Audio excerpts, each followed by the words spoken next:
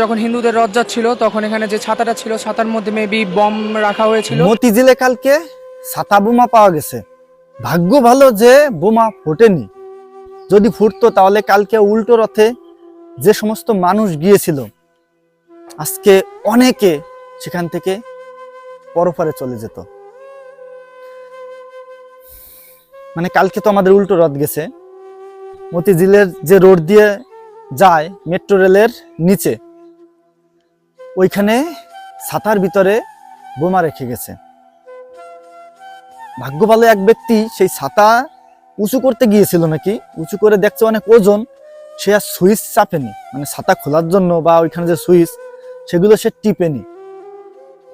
সে ওইখানে যে আনসার রয়েছে সে আনসারের কাছে গেছে, গিয়ে বলেছে ওখানে একটা ছাতার মতো জিনিস রয়েছে এবং সেটা অনেক ভারী। এরপর তারা গিয়ে দেখে হ্যাঁ, এরপর তারা যখন পুলিশে খবর দেয়, পুলিশ এসে দেখে সেটা বোমা। যদি ওই ছাতা কেউ ওপেন করতে যেত, সুইচ চাপতো, তাহলে সাথে সাথে বোমা বিস্ফোরণ হতো। আর সেখানে উল্টো রথের যে মানুষজন যাচ্ছিল অনেকে আর পৃথিবীতে থাকতো না। ভগবানের কাছে ভগবান করেছে কেউ সেই ছাতাটা টিপেনি। কি অবস্থা ভাই, মানে কি অবস্থা! এই যদি ওই দেশের অবস্থা। এখন অনেক দিন বোমার কথা শুনি না, এই যে বোমা পাওয়া গেছে এবং আমাদের হিন্দুদের ধর্মীয় একটা অনুষ্ঠানে হামলা করার জন্যই এই বোমাটা ওখানে রাখা হয়েছে। কি কব কন, কিছু বলার আছে? কিছু বলার নাই।